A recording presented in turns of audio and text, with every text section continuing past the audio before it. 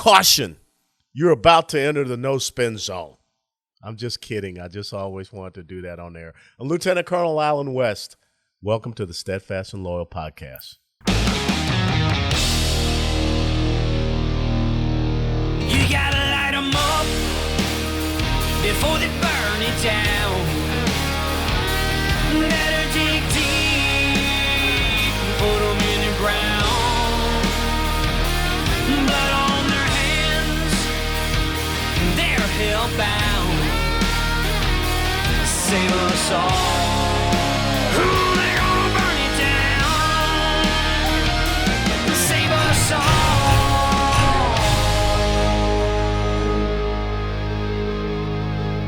before they burn it down. Good evening, everyone. And as you know, this podcast is done here in Texas. And it was 48 hours ago that a young 18-year-old who was being pursued by law enforcement in Uvalde, Texas, a city just south and west of San Antonio that I've been to several times. He went into a school and he shot and killed kids at that school. He was eventually killed himself. I'm not going to mention his name because I don't think that we should give any credence or supposed honor to these people. This is pure evil. But I think one of the things that we have to sit back and start asking ourselves here in the United States of America, and how despicable and disgusting it was that people immediately want to start pivoting and making this into a political issue to try to undermine our constitutional right, the Second Amendment, to keep and bear arms. Instead of looking at this as the tragedy that it is, just the same as what happened in Buffalo.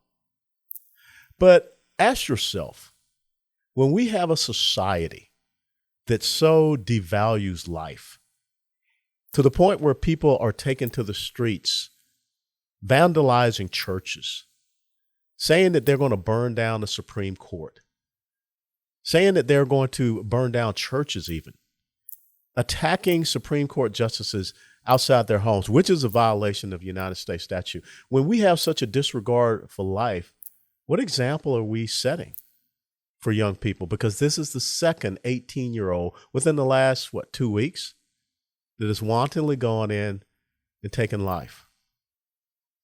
If we don't respect that very first inalienable right that comes from our Creator God, that is defined in the Declaration of Independence, the document that established these United States of America, if we no longer have respect for life, then this is where it ends up. When we have such violence that we're presenting to our kids, look at some of these games that they're out there playing. And sometimes these games become reality. If we don't deal with the mental illness that we see there, if we don't have parents that start to be parents and not just friends, then this is exactly the path that we go down. And those are the real issues that we need to look at and start combating and confronting: the degradation of our cultural mores, principles, and values that make us who we are. But yet, if we believe that you should be able to go inside the womb, the safest place for a baby, and rip apart that unborn life. Or if you have states like California and Maryland that are seeking to pass legislation to say that even after a child is born, you can neglect that child and just allow that child to die. If those are the examples that we see in the public sphere here in the United States of America, then why is it that we are so perplexed and so shocked when we see such little disregard for life? When people can go into a subway and shoot a person, when people can go into any venue and just kill someone, movie theater, what have you, when we're not dealing with the clear and present evil and the mental illness that we have, if we just want to turn this into a political hot potato to try to take away liberties and freedoms, I'm a gun owner. And the firearms that I have are sitting back in my gun closet in my house, not bothering a single person. A weapon is a tool. But the real issue is to look at the person and their heart. And I will tell you that as we go down the path in the United States of America right now, if we don't start to do a little self-assessment and see what is happening in our culture, in our society. I'll give you a great case in point. Here's an article that just came out, and it was released by the National Science Teaching Association. In academia, there have been growing controversies over languages, guides, and usages, including the use of pronouns that some object to as matters of religion or grammar. Now, the largest association of science teachers in the world has issued a guide for anti-oppression terminology for science teachers. Okay, science teachers. This guide is called Gender Inclusive Biology, a framework in action. The National Science Teachers Association, NSTA, has called for gender inclusive biology, which includes the abandonment of terms like parent, men, women, mother, and father. Under the guide, mothers are now referred to as persons with ovaries in reference to reproduction cycles, while fathers are now persons with testes. Additionally, the association declares the move of various states towards sex verification in sports as an example of oppression. This is what is happening. Let me share you with a quote. And I carry this quote with me on my 3x5 cards, but here, let me read it to you. The uncontested absurdities of today are the accepted slogans of tomorrow. They come to be accepted by degrees, by dint of constant pressure on one side and constant retreat on the other, until one day when they are suddenly declared to be the country's official ideology. Ayn Rand, back in the 1950s. As we continue to allow all of these absurdities to be planted, be rooted, and be nurtured in our culture, and fewer are standing up and saying no, although I will tell you that you're starting to finally see people stand up and say no when you look at a lot of these school board elections, especially here in Texas, that are starting to flip. People are awakening. But some people will say, you know, Colonel, maybe it's getting too late. Maybe we've gone too far down the path. When you look at this incredible chasm, this Grand Canyon-like divide in the United States of America, where now we can't even talk about men and women, mothers and fathers. When we have a Supreme Court justice, when she's asked a question, can you define a woman? Well, I'm not a biologist. Well, I can define a man. It's a person that has a certain set of plumbing as opposed to a woman. But if we can't even have this type of understanding, if science teachers are now going to be feeding this type of propaganda, this type of ideological agenda to our children, the chasm is growing wider and wider. Think about what just happened this week over in Asia. You know, we're going to the gas pump and we're filling up and it hurts. I'm telling you. But now we have a president that says we're under an incredible transition. So in other words, this pain is purposeful, it's intentional. This ideological agenda to force us away from the vehicles that we have, the vehicles that we can afford, the cheap energy that is right here necessary for us to be able to be energy independent. We're trying to force a different type of agenda on the American people. All of these things are coming to a head.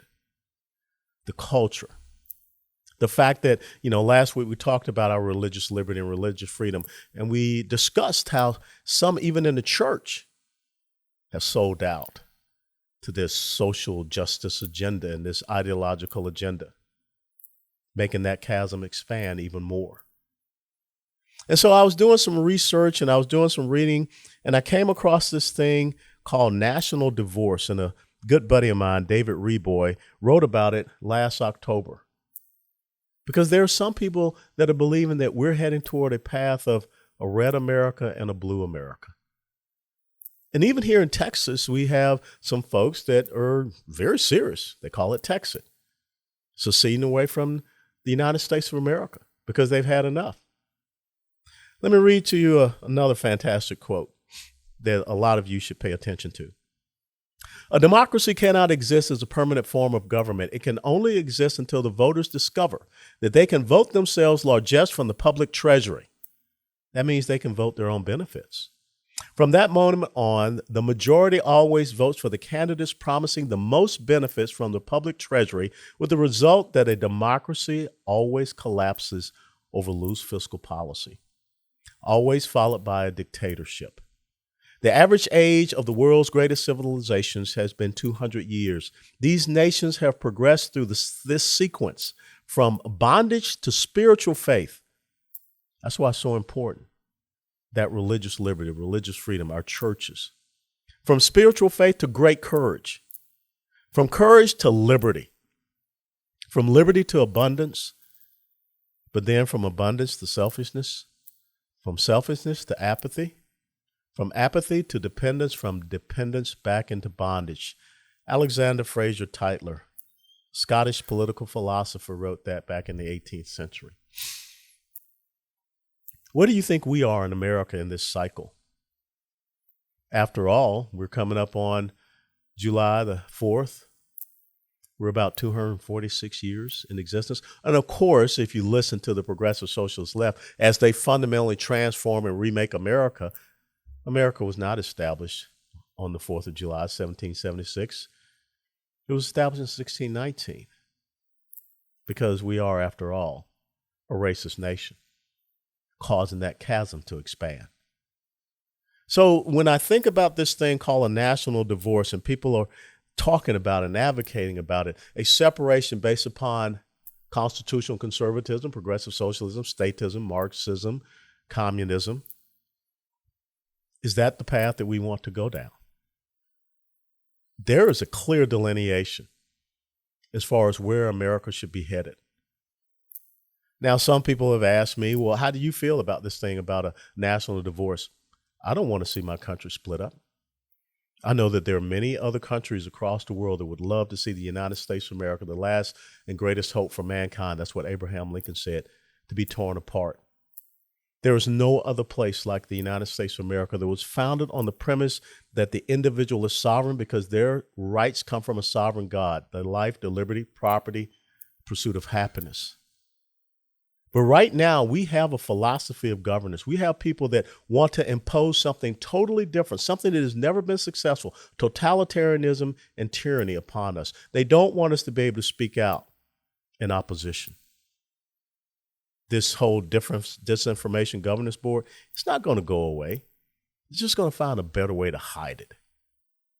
The reason why they all of a sudden hate Elon Musk, because they may lose control of Twitter. And so do we run away? Do we try to cede over certain areas? Because if you look at the electoral map broken down by counties in the United States of America, whole lot of red. The areas where you see the blue are the major urban population centers, which are the areas where you see the greatest amount of depravity, the lack of economic and educational opportunities, the highest rises of crime because of these woke bail reform laws that are releasing people back out onto the streets, like the person who recently in New York shot the young man on the subway, 19 prior arrests, and his most recent arrest, he was let out on bail for $1. That causes the chasm to grow. See, the thing is, if we give up and say, you blue folks go over there and we red folks will go over here, you're giving them a victory. Because they're going to continue to try to impose their will upon the rest of us. That's what totalitarians and tyrants do. As a matter of fact, the great military strategist Karl von Clausewitz once said that war is all about the imposition of your will on another. And we're in a cold ideological war in the United States of America. And I pray it doesn't become a hot one. But if we don't have the right type of leadership that stands up and faces this eyeball to eyeball and calls it out, how is it that we have an Antifa running around destroying buildings? That's a domestic terrorist group. That's no different from the brown shirts of Adolf Hitler. And oh, by the way, that's the second domestic terrorist group that the Democrats have established. The first one was the Ku Klux Klan. How is it that we are, got so sucked in to a Marxist organization called Black Lives Matter? And now they're living in multi-million-dollar mansions. And truly, which black lives have ever mattered to them? Only the ones that they want to politicize for the advancement of their ideological agenda. So yes, I know that many people are talking about the national divorce. I know that there are many fault lines out there in our culture, in academia. But you know what I say? It's time to soldier the hell up. It's time to make a stand. It's time to fight back. Last week, we talked about the Black Robe Regiment pastors. Ask yourself, as you sit in your church, in your pulpit, is your pastor a member of the Black Robe Regiment? Or is he just up there doing, as we talked about, 2 Timothy chapter 4, just tickling your ears and giving you these false doctrines to make you feel good, keep you in the pews, keep you giving? It's time for us to start understanding there's a line that's been drawn in the sand. I'm not going to surrender America. I'm going to look for leaders that want to stand up and preserve this union. And that means we defeat progressive socialism. That means that we look at this cultural Marxism and we destroy it. That means that we put them on the run. I'm not saying that we completely eliminate it, because I don't have any problems with the political opposition. But I'm saying that we do not allow them to have positions of leadership in these United States of America. I have never seen it so clear as it is right now. But the question is, do you? And if you do see it this clearly, this lucidly, are you willing to make the stand, to fight, first and foremost, at our ballot boxes, to make sure that we have the right elected officials that will be your representative, be your voice, not just the people that will cower and roll over, and especially for their own self-interest and special interests? Do I think that more so than a national divorce, there's going to be a new political awakening in America? I do. I think that people are looking for individuals that will once again put America and its sovereignty first. Instead of sending $40 billion, although we care about what's happening to the people of Ukraine, but we care about the drug trafficking crisis, the human and sex trafficking crisis, the invasion of illegals on our border here. We care about the fact that mothers, and I said mothers, not people with ovaries, mothers can't find formula for their babies. Let's take care of ourselves first. And let's eradicate and get rid of these people that want us to be economically enslaved to them, because that's what's happening. When people are gleeful that you are going to the gas pump and you're struggling to fill up your gas tank, those aren't the people that stand for the United States of America. It is up to you to make sure that they're not in positions of leadership whatsoever. It's up to you to be steadfast and loyal to the longest running constitutional republic that the world has ever known.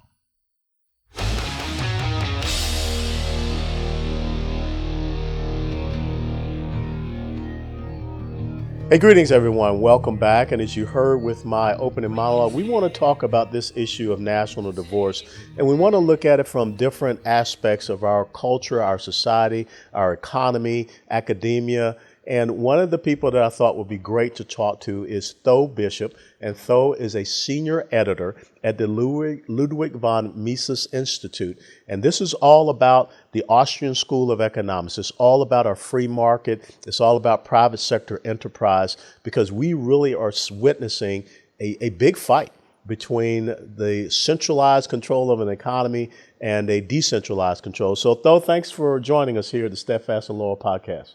Well, thank you so much for having me. It's an honor to join you, Colonel West. Well, I tell you, what is your perspective? Because I think that everything we're seeing from this Biden administration, as far as their economic agenda, this is purposeful and intentional. I mean, to go from, 1.8%, 2% inflation to now almost, 8.3% inflation in 16 months, that's unconscionable. It really is. And what it is, I think it reflects a larger ideological perverseness that is baked into this professional technocratic class that I think existed before Joe Biden, right? I think that you saw it with Jennifer Yellen and Ben Bernanke and a lot of the mistakes that have gone on for a long time in terms of what the Federal Reserve has done to our money, in terms of this administrative bloat. But we've also seen very specific, very dangerous policies from the Biden administration itself, I think particularly in regards to the energy sector, which is so obviously important in every single aspect of production. You see it going on also at play with some of the larger, whether it is the World Economic Forum, whether it is the IMF. You see a big move with a lot of these globalist institutions where kind of the gradual erosion of national interest are giving way to a much larger technocratic Green New Deal, Great Reset sort of program. And all of these things, what they're doing, ultimately what good economics teaches you is how we're being ripped off. And that is precisely why a lot of people in power, particularly those at the federal level, they don't understand proper economics, because it's a lot easier to do these things, to get ourselves to printing money to the degree where we're getting 8%, 9% inflation by the official numbers. This can go on only if the public doesn't understand what DC is doing, what these larger globalist institutions are doing, what they're doing to rip us off. Now, you bring up a great point, and I've always said it's about better educating, better informing of the electorate. And so when you talk about economic principles and values, and my wife was a professor in the College of Business Administration at Kansas State University, and in economics, there are things that work and there are things that don't work. And so how is it that we have raised up this generation that have gotten in control in the Fed and other levers of our economy, that they are totally getting this wrong? How did we get to this point? Well, really, you saw an intellectual transformation in the 1930s, which, surprise, surprise, was the same time where you saw FDR's sort of revolution within the form of the government, right? Where you saw the rise of these bureaucratic institutions. You saw the rise of all these alphabet agencies. You saw not only the Great Deal during his time, but the Great Society programs of LBJ. And so this gradual build on the bureaucracy. Ultimately, though, that started with an intellectual change when John Maynard Keynes, who was this British economist, you look into his personal story, there's some baggage there as well. He convinced us that what mattered was not saving for the future generations, but rather consumption now. And so what that created is that he gave an intellectual cover for what governments always wanted to do, which was to spend as much as they can, right? It was to value our currency, because if you're running for office, right, if you can give to people now at the expense of later, that's a good way of staying in power. That's a good way to get a bigger budget. That's a good way to accumulate more staff and to entrench yourself. And I think this is all sort of corresponded with Washington, D.C.'s power over the American nation has gone up at the expense of states, at the expense of local governments, at the expense of churches and civil institutions. And it all reflects, again, this ideological, intellectual change towards consuming now, towards big government programs, which again, I think was very much embodied by what Keynes was able to do. And we're still dealing with the ramifications of Keynesian economics coming to dominate not just the government institutions, but also the universities. And so if you have a big fancy PhD from a Harvard or a Yale, chances are your economic views are not just more dangerous than your average person, but I mean, they're a lot more disconnected from what decent economic policy would be than someone out there with this common sense. No, you're absolutely right, because if I'm correct, I believe that Alexandria Ocasio-Cortez, her degree was in economics from I believe Boston University. Yes, which should be a good school, but unfortunately. Yeah, somebody needs to get a refund. One of the things that I brought out in the monologue was the quote from Alexander Fraser Tytler, where he talked about, a democracy cannot exist as a permanent form of government. It can only exist until voters discover that they can vote themselves largesse from the public treasury. And from that moment on, the majority always votes for the candidates promising the most benefits from the public treasury, with the result being that the democracy always collapses over loose fiscal policy. Do you think we're on that path right now? We are. And again, this is something that while it's happening, there's things that the Biden administration that are doing that are making these problems worse. To slightly his defense, I think these are things that have been building up over time, and a big change. And I really want to emphasize this because it's something that growing up in modern times, we don't even think about it. We're not even it doesn't come up a lot in conversations. But it's when we took the dollar off of gold entirely. That's when the basis of our currency was no longer something solid, something that you could put your hands on, something that can't be manipulated. Though there were issues with banking policy here and there, it's kind of that's the nuance of history. But for the most part, it's something that can't be easily duplicated in gold. Instead, when we did that, what it did is what ended up underpounding our monetary policy was the wisdom of those academic PhDs that we were just talking about. Mm-hmm. And what it does is it politicizes money. And money is the core instrument of an economy. It's how we figure out how different items are worth next to each other. It's the cornerstone of economic calculation. It's what allows us to be able to save for the future, to be able to build things, to specialize in things. And when you politicize something that fundamental, you create a very, very disruptive effect. What it leads to is every aspect of society being politicized, because it's not only are they robbing from us when they inflate the money, not only are we becoming worse off, they also get to reward that money. And so if you want to understand why we have university systems that are cranking out people without real world skills, well, it's because they're able to devaluate the money and then give that money to the university system, right? That's how Wall Street and big tech and all these institutions that are the first people that receive this newly printed money, how they get bigger while mainstream America gets poorer. And it goes to that connection to that power. And so you're absolutely right that it is that politicalization of the money leads to this gradual politicalization of the economy. Because without a sound market, you really can't have capitalism. You can't have meritocracy. You can't have what makes free enterprise truly great.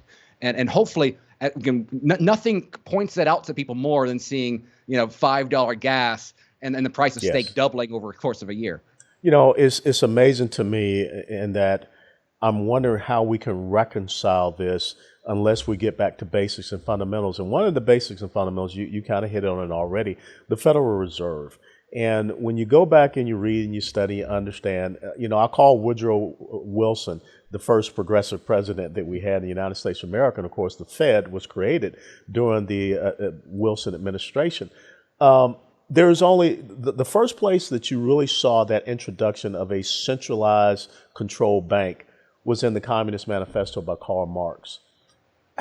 Can we get the Fed back to its original charter, its original mission, or now has it become the tick that has ingrained itself into the economy so much that they are really the ones that are manipulating and managing our economy?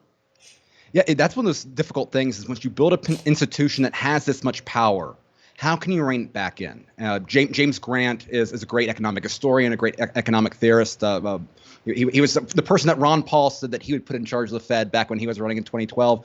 And he does a great job of highlighting how, the Fed's original purpose was just to be a banker's bank, right? A lender of last resort. Yes. It was meant to just kind of fill in when you had, sort of disruptive periods which existed because I think some of the regulations that government had on banking law, but that's a whole other topic in itself. Get very nerdy very quickly. How can you get back to that with the current Fed? I don't think you can. Without tying the hands of the Fed back with, again, something like gold, something, some people will talk about Bitcoin playing that role, but something that is beyond political interference. Because the really dangerous thing is that the Fed has realized the power it has. Yeah. Because when the Fed's able to lower interest rates, well, guess what? And the stock market goes up. A lot of people make a lot of money. Politicians look like they're doing a lot of very good things, no matter how much policy they're passing that's actually making Americans richer, right? Mm-hmm. And what we saw is that Alan Greenspan was very good at manipulating the markets. And it's always funny. I think it's interesting where the way that he would talk about Fed policy publicly, he would make it seem very complicated and something that average people couldn't understand. And then you look about, they have the transcripts of when the Fed's meeting and it's a lot more understandable, right? Yeah. You wouldn't expect and it's because they were intentionally sort of trying to not lie to the public, but to kind of cloud the public, confuse the policies they're doing. And it's the same thing that Bernanke did. It's the same thing Yellen did. It's the same thing that unfortunately Powell's done too. And how do you get that? I don't think you can get an intellectual change for these people to sort of regain the humility that ultimately I think is needed. And so instead, I think the better options out there are things like what Texas has done in terms of trying to protect its own residents by building up gold with a gold bank.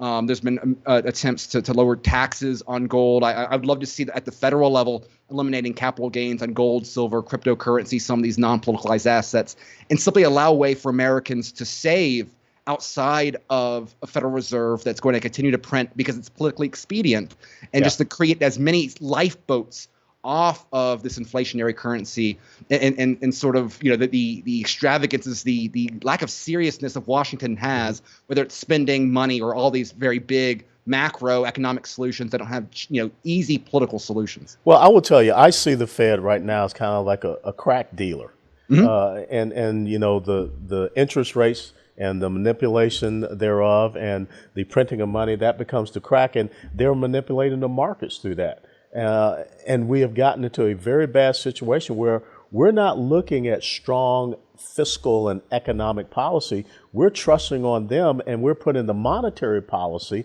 ahead of those other two pillars. And those are the things that are pulling us along, which I think creates a false economy. No, you're absolutely right. Again, our economy, another way of thinking about it is we're addicted to pain medicine.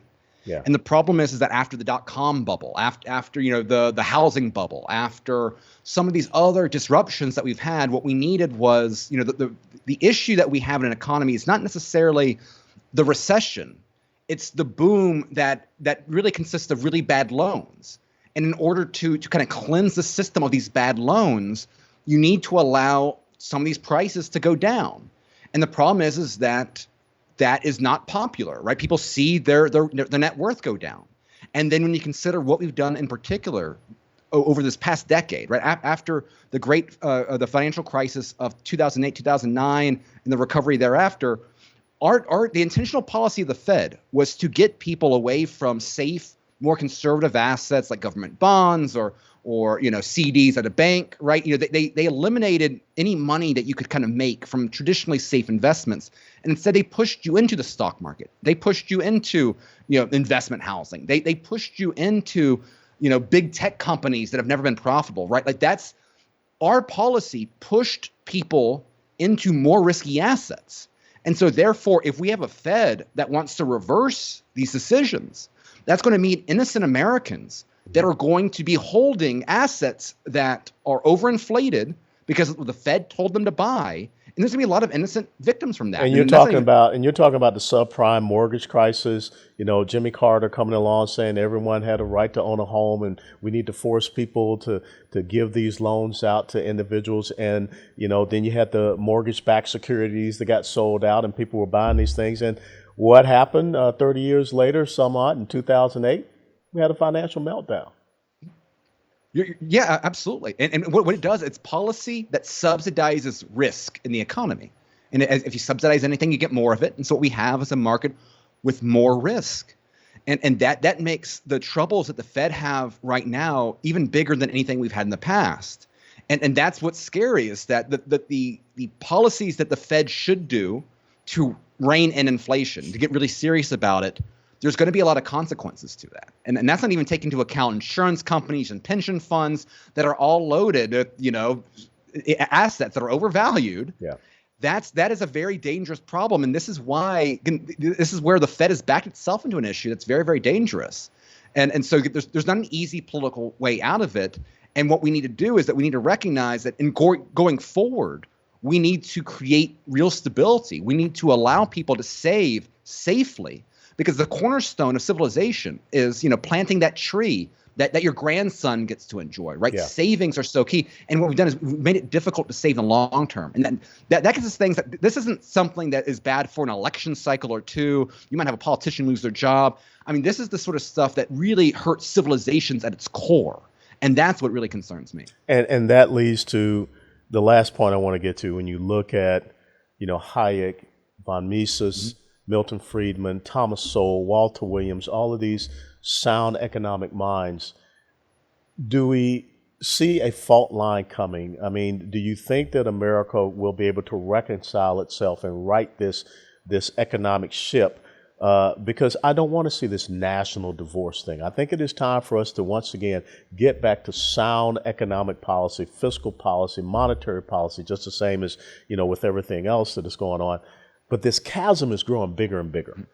So when I look to you and your generation, how do we fix this? I mean, how do we make sure that we protect this for your generation? And then I have a grandson just turned 1 year of age here. How do I make sure that his future is secured?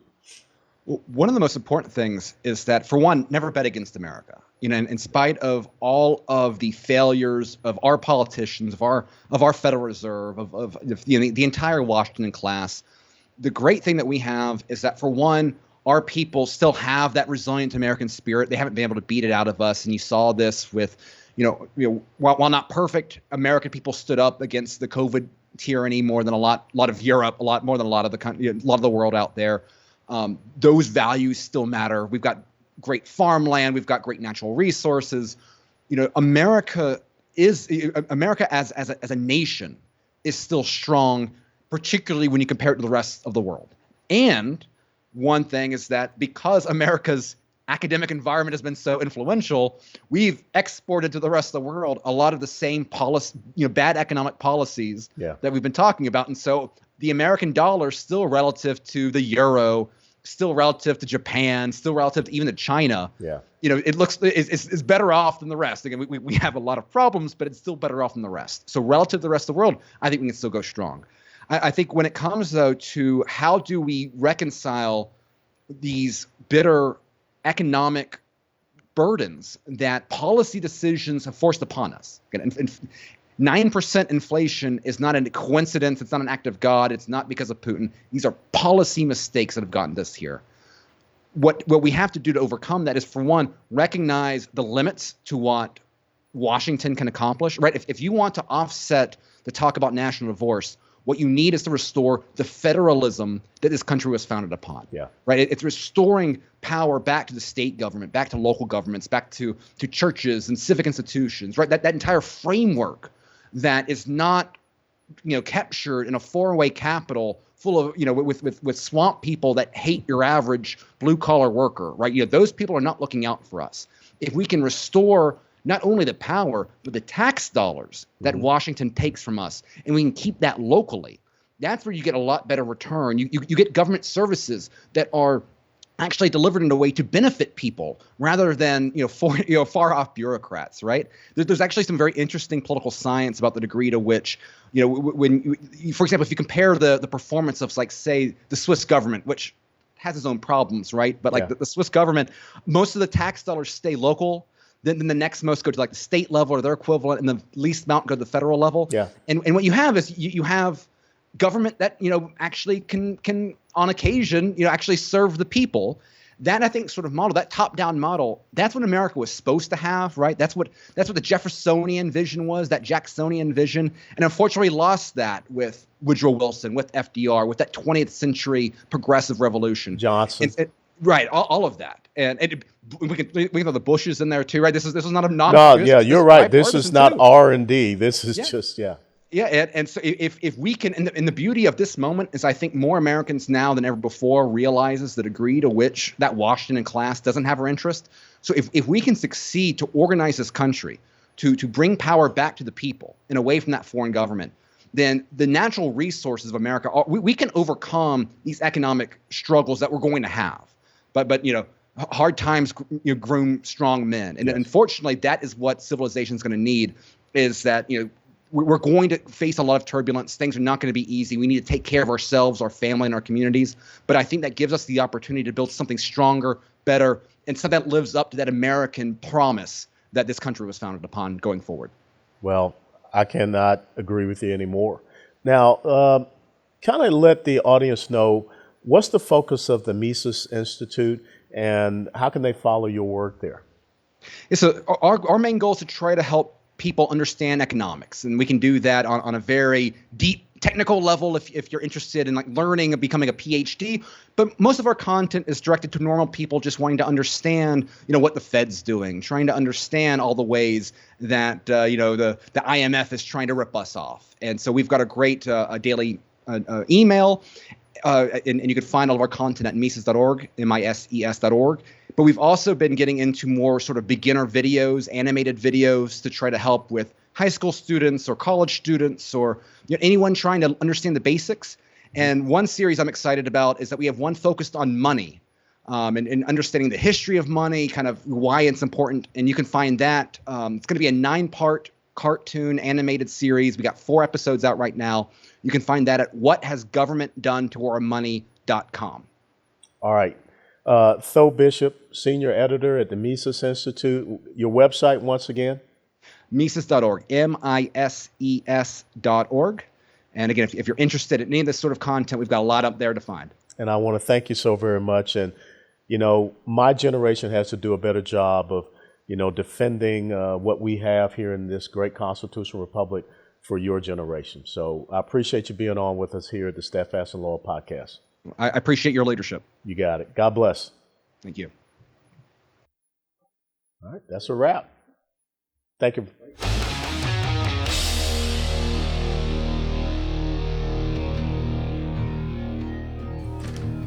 Hey, ladies and gentlemen, welcome back to Steadfast and Loyal Podcast. Lieutenant Colonel Alan West, and I'm here joined by SydneyWatson.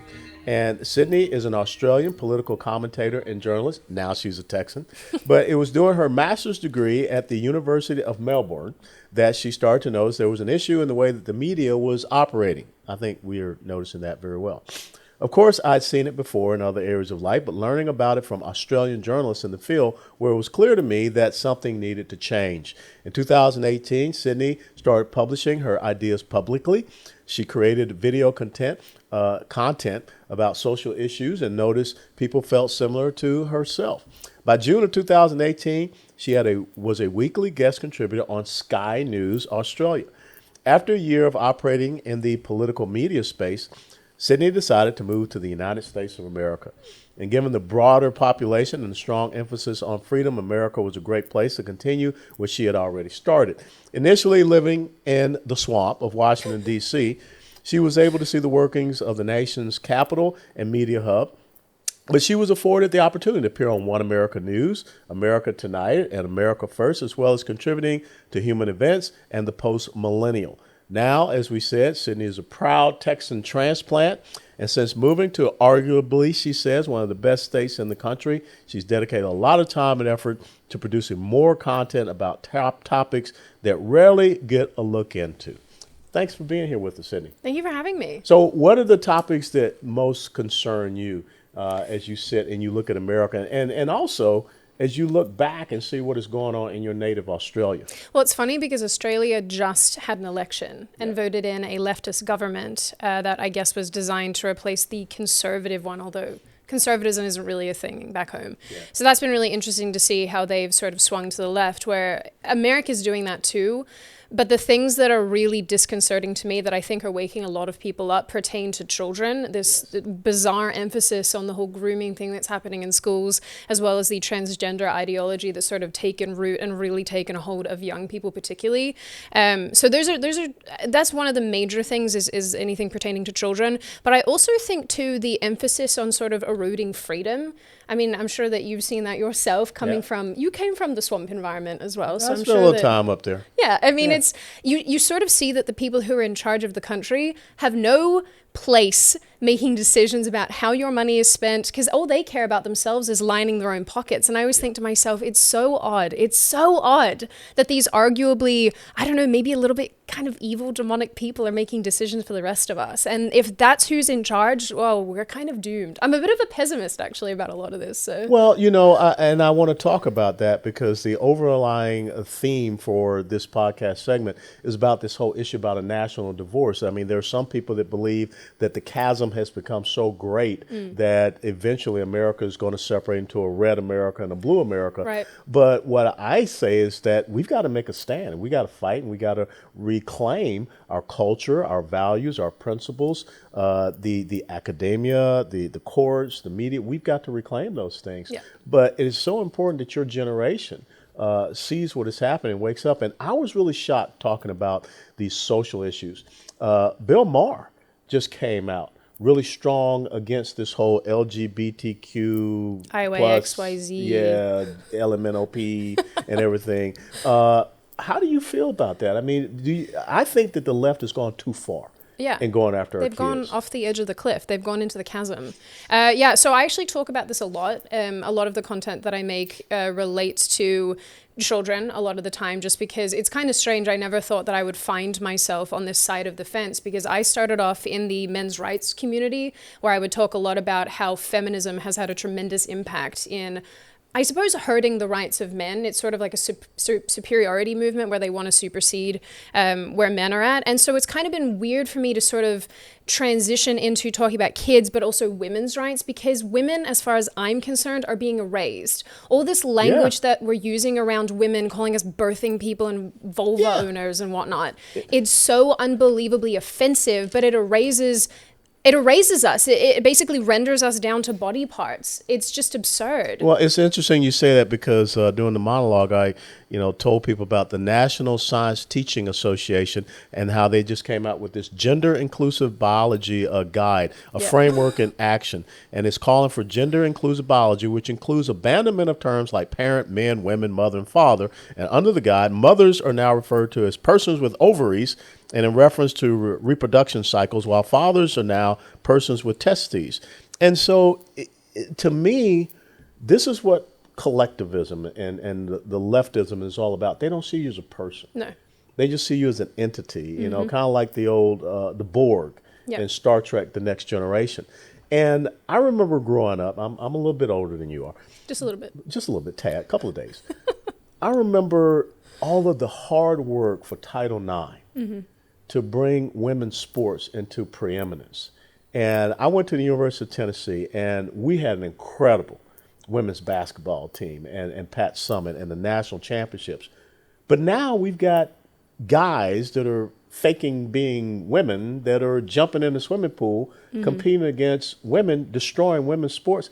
I don't see anything chivalrous about a guy jumping in a pool and beating, biological females in a swim meet. Well, they're decimating them. That's the thing. I mean, that what was the swimmer for Penn State called? Leah Thomas. Yeah, Penn. University of Penn. Yeah. So Leah Thomas, just for example, was swimming 450th out of I don't know how many. Yeah, with the guys. Right, with the men, and then competes against women and is number one without even really trying. And so it's people celebrated that. Exactly. People go, "Oh, look at this progression! Isn't this great?" And you think to yourself, particularly as a woman, you think, so let me get this straight.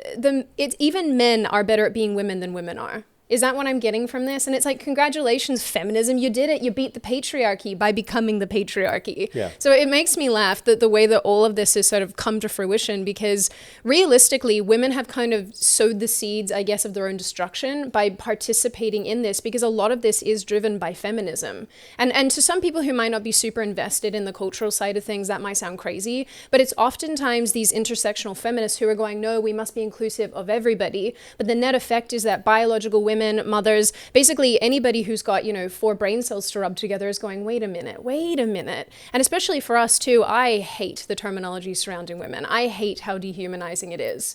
I find it so unbelievably offensive. I hate too, especially when it pertains to, like you said, the sports side of things. I hate that these women who try and who work their entire lives to get to a level of perfection in their sport get knocked out just because someone has feelings and we need to accommodate those feelings. Well, yeah, I can accommodate your feelings. I mean, we can have a separate competitive grouping or what have you. Yeah. But, again, are we now going to see, guys competing in downhill slalom, in skiing and things like that? Or can you imagine a 6'2", 235-pound guy deciding, I want to play on the women's hockey team? It basically happened in Australia. You had not on a hockey team, because we don't do that. We're not very good at that. You're down under. There's not enough snow for us to do any of that. Issue there. But Australian rules football, which is brutal. Oh yeah, they had I know. I don't know if you heard there, and I can't remember the individual's name, but there was a male who identified as a woman who was 6'2" and probably maybe 50 to 100 kilos heavier than all the women, is playing against women. I don't know what that is in your made up numbers, just by the way, but he's playing against women, and they're horrified and terrified to play against this person because they're just getting smashed. Well, yeah. And you just had, I think it was a UFC fight. Yes. Where the female was, her face was knocked in. And so how have we gotten to this point? Because to me, this is not something that just happened overnight. No.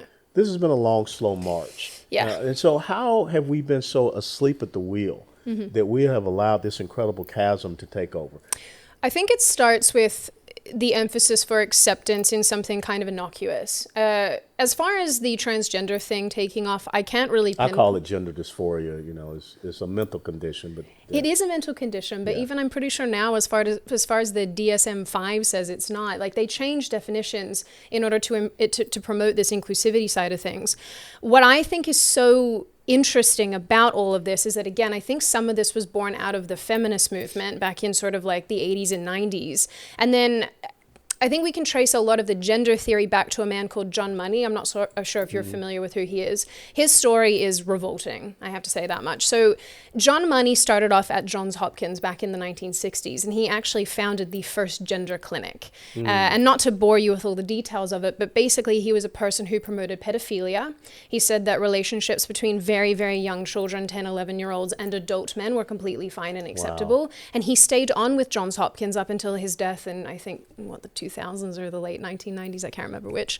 So basically, he was the founding person of a lot of this ideology. And from his writings and his research, and there was a story basically where he took two twin boys and effectively experimented on them, because it's very long. I'm trying to cliff notes it for you, but one of the children had a failed circumcision, and so he convinced the parents to raise one of the twins as a girl. And he wanted to test his theory: is gender immutable, or is it something that's separate from sex? I want to see.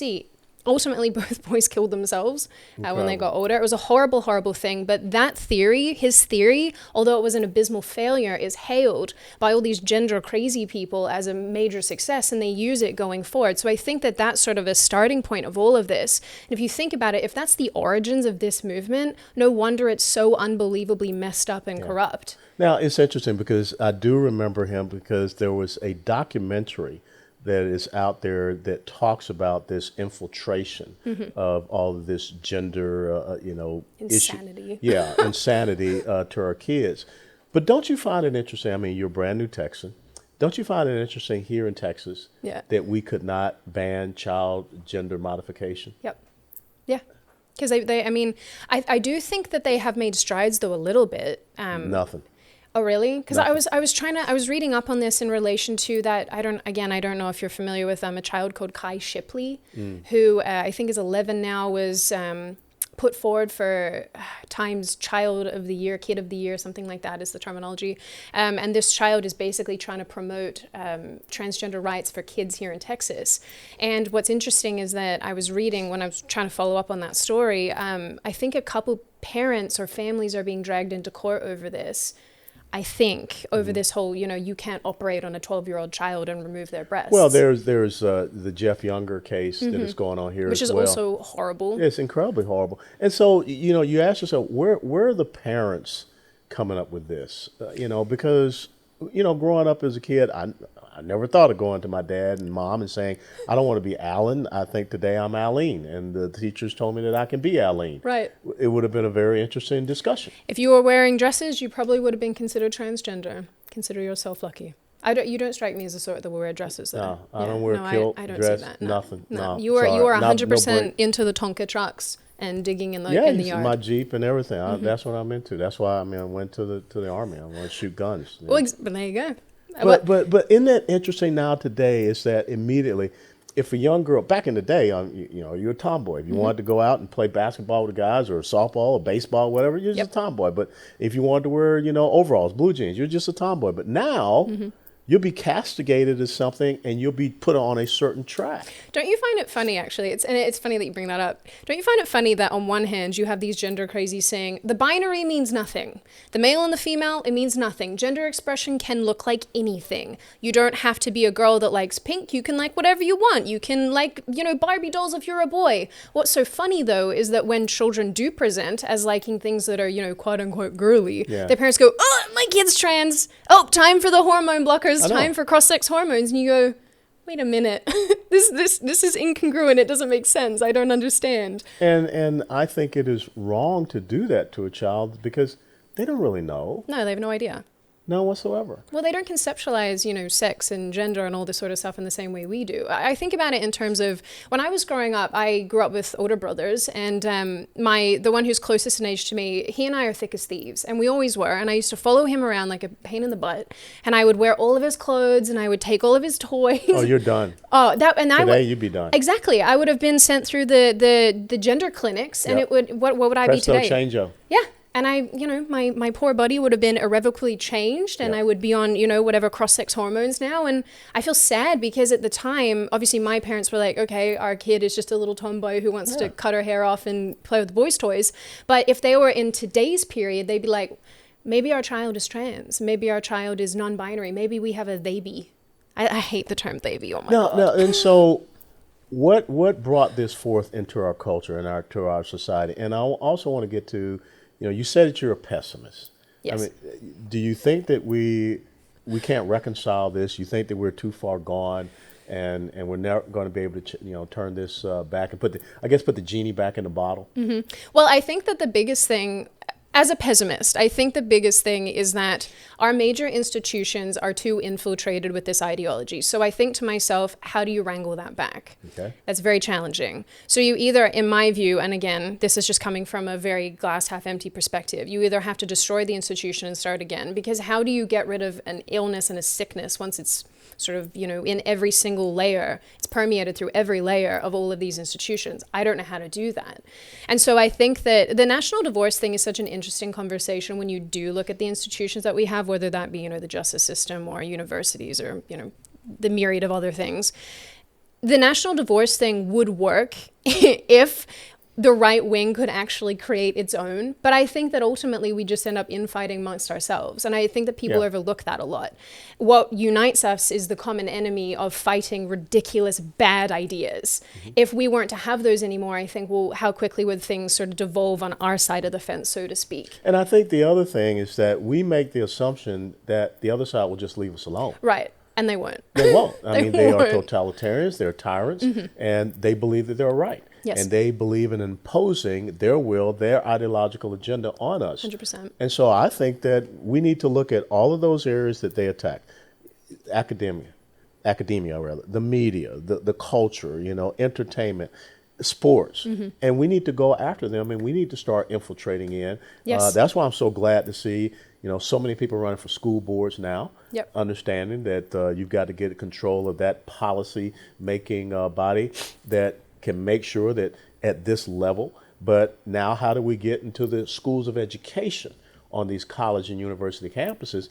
Because when I look at some of these people that are coming out saying that they want to be a high school teacher or an elementary school teacher, the libs of TikTok. Yeah. Oh my gosh. It is really.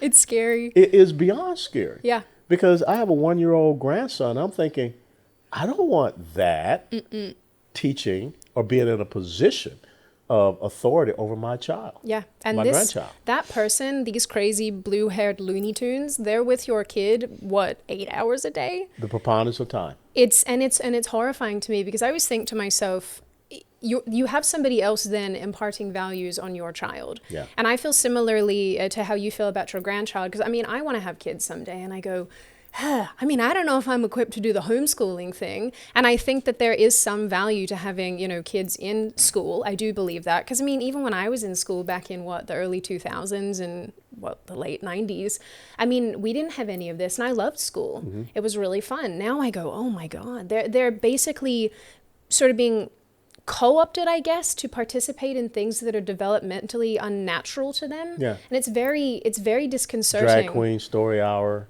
What is the necessity in that? Well, and again, I think it's to groom them and to get them to buy into this. And that's why I tell people school choice is the civil rights issue of our generation. Yeah. And when you talk about destroying or defeating an institution, when I think about state control of education, that's the institution we got to fight. We got to destroy. We got to get parents other avenues and opportunities and Yeah, choices I agree. so that they can make sure they protect their children. Yeah, I think a lot of people don't realize that if they really want to get involved and they really want to change the tide, it really just comes down to getting involved at a local level. And I don't think that gets discussed enough, because oftentimes when my followers say, Sydney, what do we do? What do we do? Yeah. I always say to them, hey, find out what you can do in your local community, Yes. because that's where change starts and it's disseminated from that point. I mean, you're not going to do anything federally, right? Like, we know DC is a swamp for a reason. And the people who live and work in DC, they like the, I don't know, I guess the creepy little tendrily kind of side of things that gets into everything and infiltrates and is very yucky. They like that. They kind of, they thrive off of it. You have to be a bit of a psycho to be in DC. You know, it reminds me a lot of the Hunger Games. Yes. And I've told people, you know, you got the Capitol. Capitol, yeah. Yeah, the Capitol. And all of the trendy, cool-looking people and everything. And then you got the districts. And they manage the districts based upon the resources they want them to provide to the folks who live at the Capitol. It's time for the people to get control in the districts, which is what you're talking about, the local communities. 100%. Yeah. So how do people follow you and keep up with what you're doing and your work? Well, the best place to find me is probably YouTube at this point. But if they want to follow anything that I'm doing, I keep all my other social media, which all has different names. If I would say if someone really wants to find me, they'll find me. It's not that challenging. But YouTube, Sydney Watson, is the main place where I talk about all of these crazy things that we're talking about right now. Do you think we win in the end? I hope so. Now, hope's not a method. I think so, yes, Yeah. because I think that the overall aggressiveness of people getting sick of this nonsense will supersede the whiny victimhood of the opposition. That's right. We got to be victors, not victims. 100%. Sydney, thanks so much. Thank you for having me. God bless you.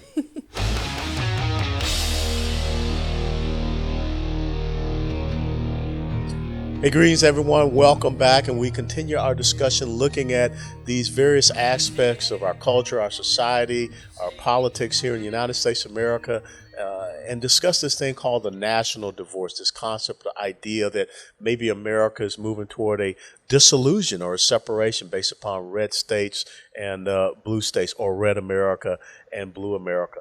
So now we're going to have a little discussion with Pedro Gonzalez. And Pedro is an American journalist known for working for Chronicles magazine as an associate editor, and also for his work in American Greatness. His work has found a wide readership and has been published by several well-known publishers.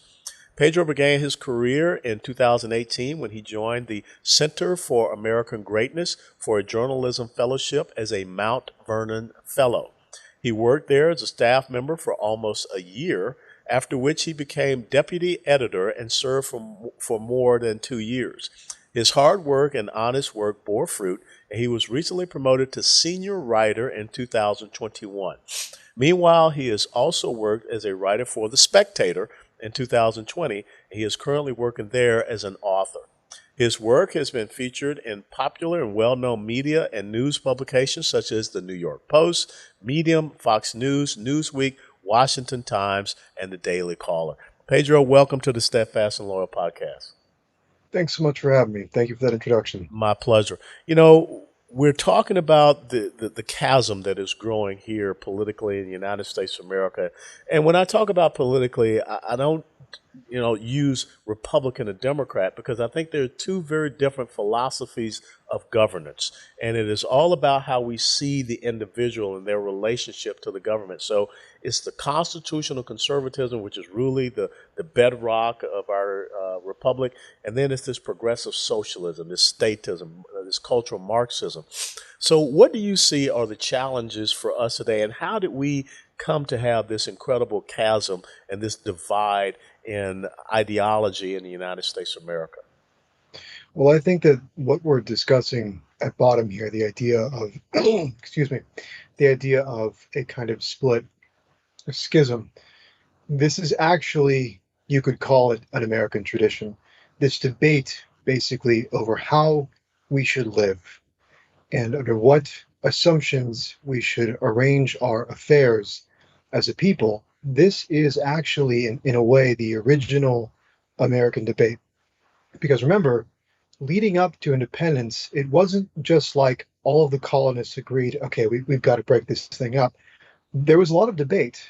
There was a lot of hesitation. There was a lot of fear. The idea, in other words, of creating America by separating from the British Crown, that was daunting. That didn't happen overnight, and it wasn't an easy decision.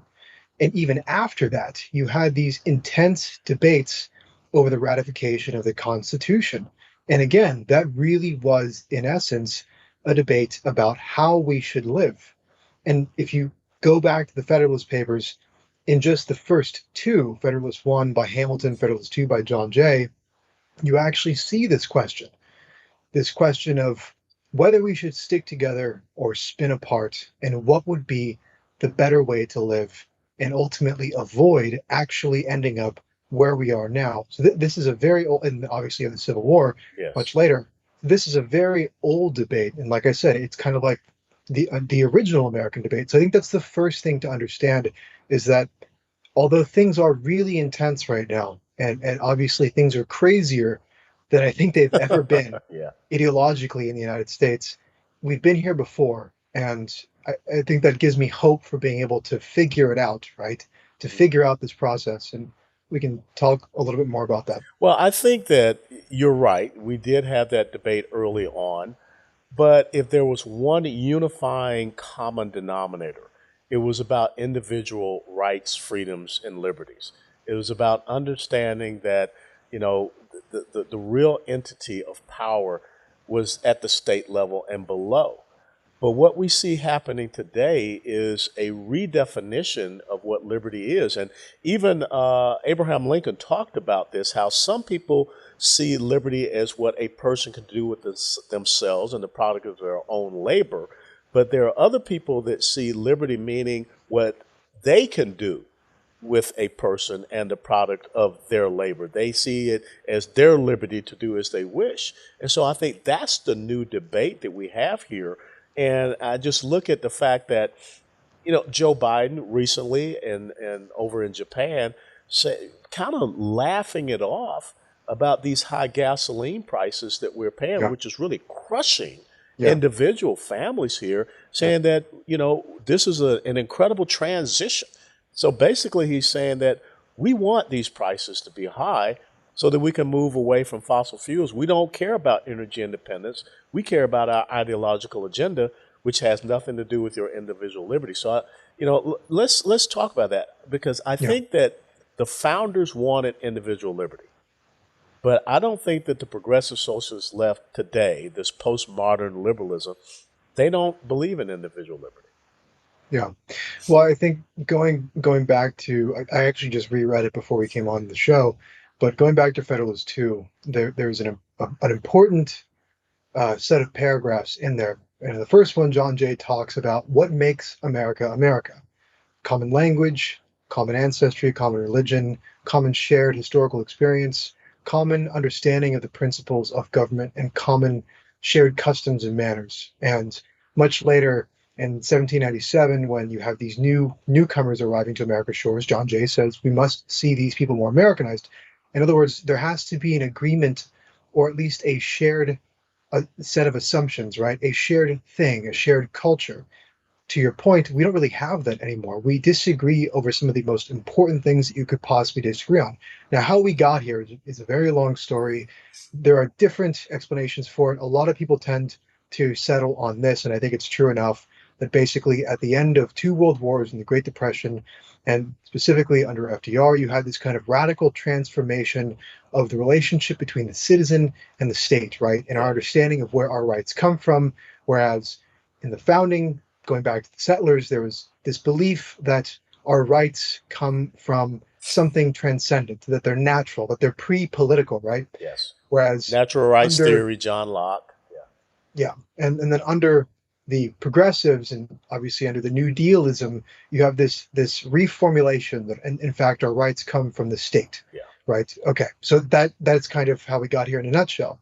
But so going back to the question of, well, do we split up or do we attempt to do something about it? And going back to Federalist 2, John Jay actually kind of anticipates this and says, well, look, the reality is if we do split this up, you'll basically have a bunch of warring sovereignties living in the same geographical space. Yes. Like basically it'll be a perpetual state of conflict, that it's just impossible to avoid that. Kind of like Europe. Kind of like how Europe was. Yeah, and I think that unfortunately is true. So the question is, well, what can we do? And this brings me back to another point that I think has been a kind of mistake by conservatives who rightly view a overly powerful state, an overreaching state as a threat, right? But that's not the same as basically saying, well, we don't want to use power. We don't want to use political office to protect ourselves because somehow that's bad and that's statism. And therefore, we have to do the right thing and basically just get crushed with our principles intact. I don't believe in that at all. And I don't think the people that founded this country did. No, I don't think, and I believe that that's why when you read the Declaration and it talks about those things when you have to break those bonds, and there are so many people, and let me just clarify, when Pedro is talking about the state, he's talking about government. He's not talking about the state entities. He's talking about this belief in government, which there are some people that believe, and we talked about last week when we were discussing religious liberty, that they believe that government with a little g supersedes God with a big G, and of course that's where we supposedly got our inalienable rights from. So I think that we are having that discussion within that is saying that, you know, these people are passing laws that, number one, they don't abide by. They are doing things that are crushing me. I mean, the fact that, you know, we talked earlier, you've gone from 1.8% inflation to 8.3% inflation in 16 months. And you look at what is happening along our border with our sovereignty not being protected. And so there is a concern by so many in that, why are these people all of a sudden now getting away from those common denominators? We have people that don't even believe we have a common history.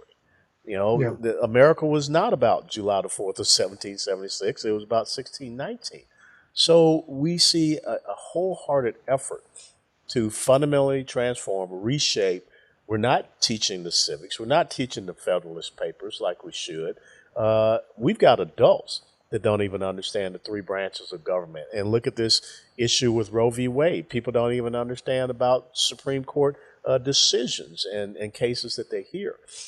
So are we going too far down a path? Do you think that we can reconcile this and get us back onto the track of understanding that we live in this constitutional republic?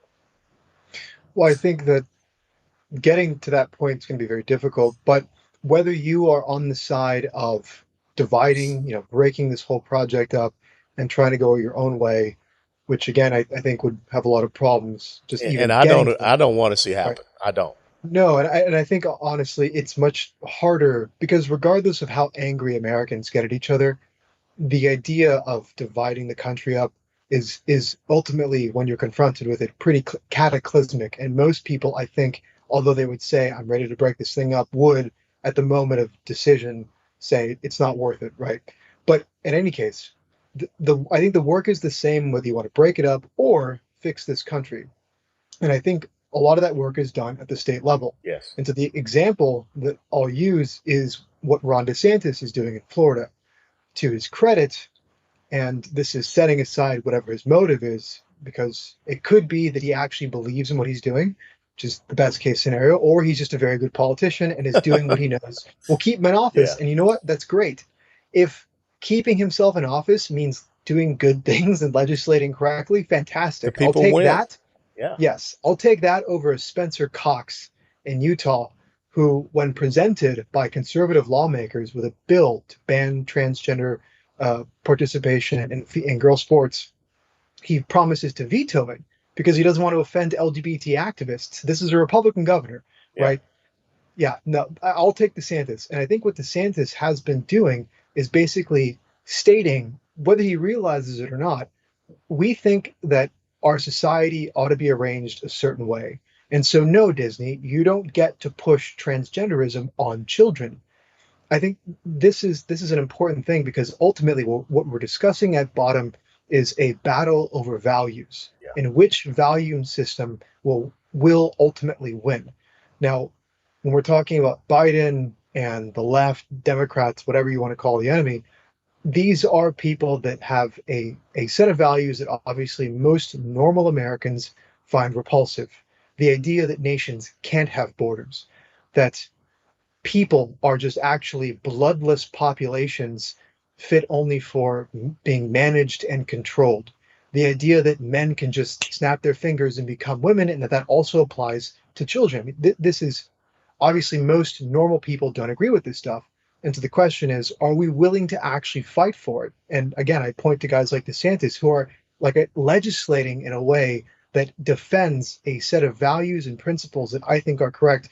And that leading by example is actually a way of teaching people principles, because then we have to look at that and kind of explain it to ourselves. What is this ultimately about?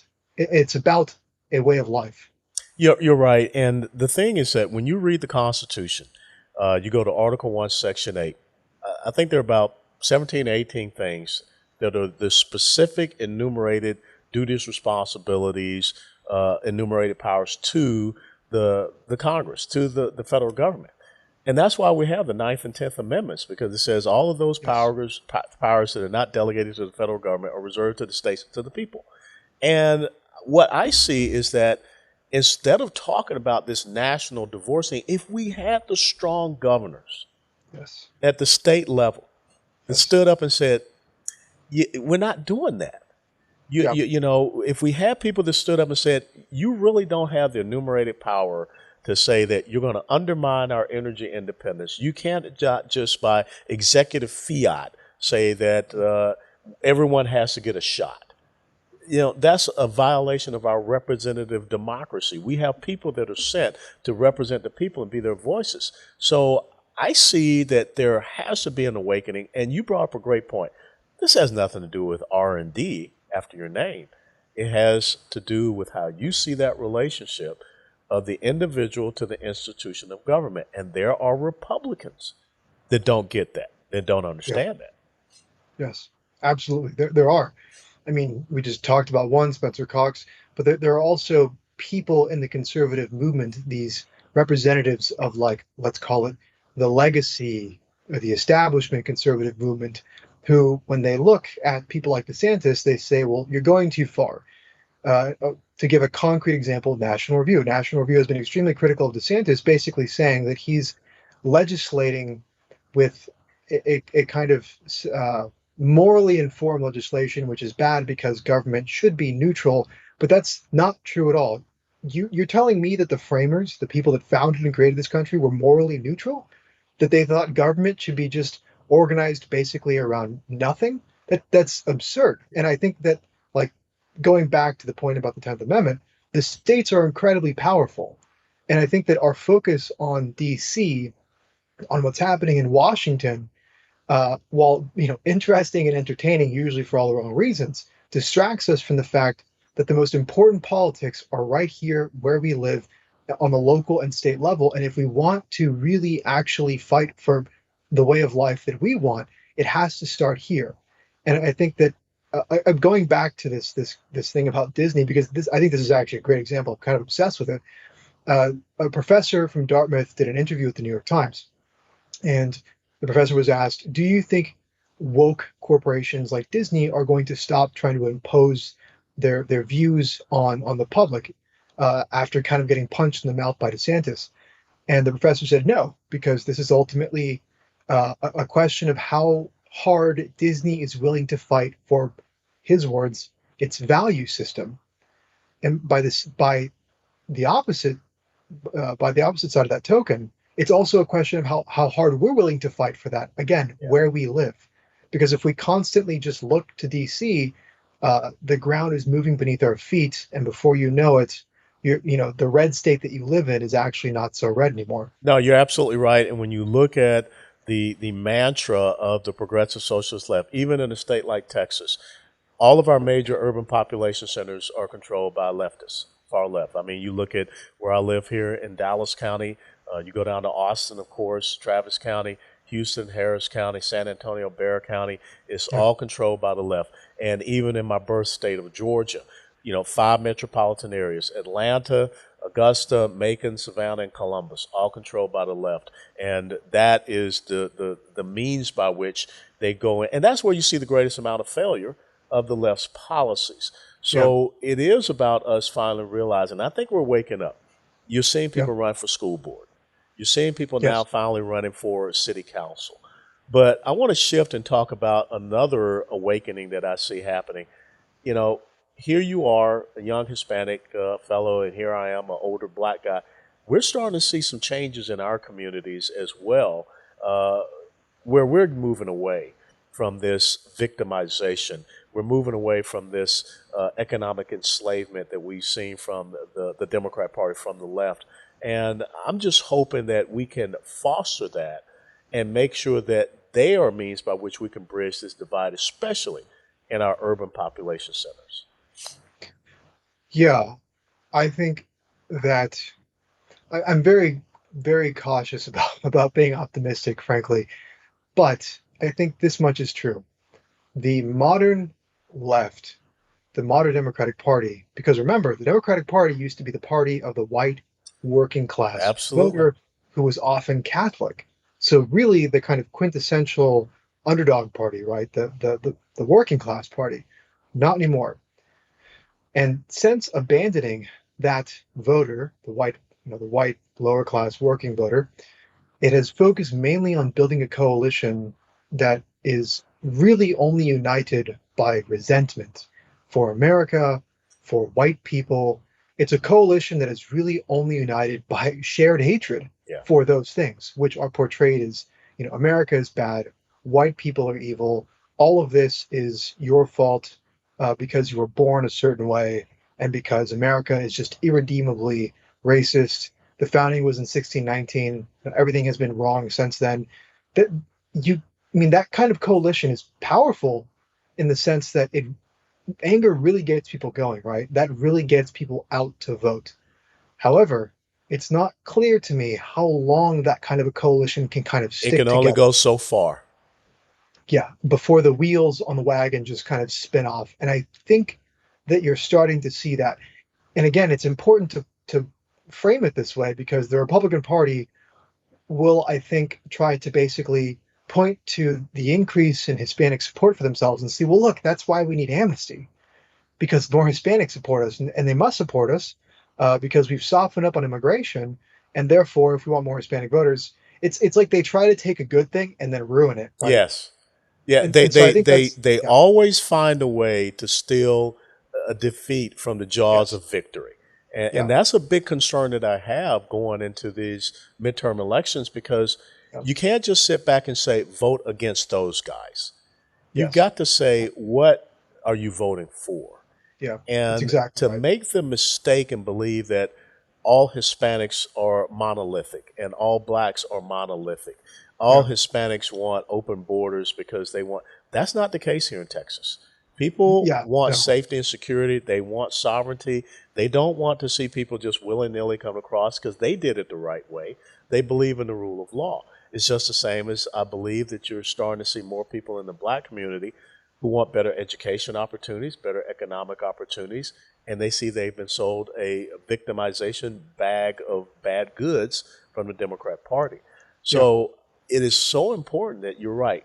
Constitutional conservatives stick to those fundamental principles and values and not try to politicize this thing and not get too cute.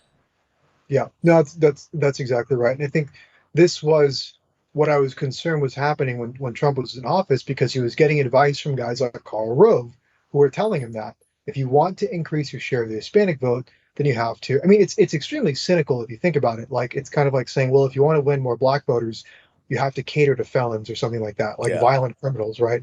It's the same thing. Well, if you want more Hispanic voters, you have to cater to what illegal immigrants want. Yeah. But that's how these people think, precisely because they actually they're not grounded in any principles. They're just grounded based on, well, what is the quick and dirtiest way to get from A to B, right? But without any sense of what's actually the right thing to do and what's the wrong thing to do. I got a couple of minutes before we close out. How do you see the future? I believe that we're involved in a ideological cold war in America. I don't want to see it become a hot war like what we saw in history with the Civil War, where we tried to dissolve this union over the issue of slavery. I want individual liberty to once again reign supreme. How do you see it from your perch and especially with your generation? I'm cautiously optimistic because I hear from young people all the time that my work has made them change their minds. I'm not trying to toot my own horn here, but sometimes you feel like you're screaming into the void. So to hear from people that are younger than you, like Zoomers, because I'm a millennial, and they tell you like it's affected the way I think, or you're right about this issue, and like I'm sharing your stuff. That to me gives me hope, and I think the other part of this is precisely the fact that there is a really, really lively grassroots movement that often includes young people. And I think the best example of this is the parent rights movement that is happening all over the country, and it's completely organic.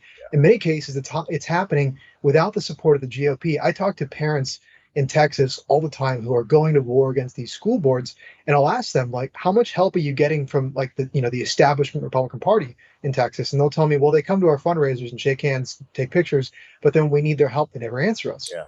And that's not true for every Republican, but it's true for too many. Yeah. But still, these parents show up and get things done. They win elections. They get rid of bad teachers. They get rid of bad administrators. That gives me actually a lot of hope, more hope than I've had in a long time, how active and assertive and combative the grassroots movement is right now. That's what we need. Pedro, where can people follow your excellent writing and work and your website? Thank you. Yeah, you can follow me on pretty much every social media platform under the same handle, Emeriticus, Emeriticus. I've got a newsletter at Contra, like Iran Contra, contra.substack.com, and you can read my column at chroniclesmagazine.org. Well, I want to thank you so very much for taking the time to be with us here at the Steadfast and Law podcast. And I am encouraged when I see young people like you. And Thank you. This is about passing on that torch of liberty and freedom. And I look forward to you carrying it forward into the future generations. So God bless you and thank you for being with us. Thanks so much. Hey, folks, thanks for joining us for this episode of Steadfast and Law podcast. If you like what you saw, please hit that like button and share it with others. Let people know what we're doing here, because what we want to do is better educate, better inform you so that you can go out and be activated. And one of the things that I saw tonight, and hopefully you saw it as well, three young people that have incredible insights, thoughts, and perspectives about continuing on the incredible work that our founding fathers did in giving us the longest running constitutional republic. And that's what we have to do, is to nurture and grow the next generation. Because if we don't, then we will have that gap. And when you look at what the progressive socialist left is doing, they're going after that generation. That's why they're going after our kids with this cultural Marxism. That's why all of this grooming and what is happening. And I don't believe that we need a national divorce. I believe that we just need to make a stand in our homes, in our churches, in our communities, in our states. We need to get out there and run for school board, run for city council. And we need to start turning back the tide, this onslaught, this scourge that we see that wants to undermine this ideal of individual rights, freedom, and liberty. And it's up to you to do that. And that's what we're always going to try to talk about here at the Steadfast and Law podcast, to empower you so the other side cannot enslave you. So I want to thank my producer, Chad, executive producer, Lisa, and as always, Chief Warrant Officer, 3rd Class, Ryan Weaver, an awesome Army aviator and a great country music singer, for our theme song. And people, remember that this weekend, it's Memorial Day weekend. You don't go out and you say Happy Memorial Day, because it's not anything about being happy. It's not about swimming pools. It's not about yard sales and furniture sales and car sales. It's not about barbecues. It's not about a vacation. It's about honoring Memorial Day. It's about remembering those men and women who made the last full measure of devotion, and you need to be giving them the increased devotion.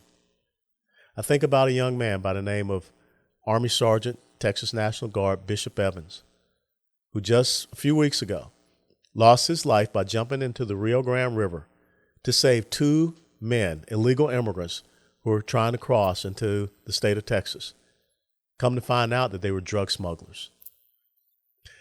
I just want to ask, instead of taking your kids to the amusement park, take them to a national cemetery. And if you're here in the Dallas area, Fort Worth area, take them to the Dallas National Cemetery. They showed them the final resting spot of Sergeant Bishop Evans, a man who gave his life so that you could live free here in these United States of America. So honor Memorial Day and remember the service and sacrifice and commitment of those. And as we say in the military, all gave some, but some gave their all. God bless you. God bless our men and women who have given their all for us here in America. Before they burn it down.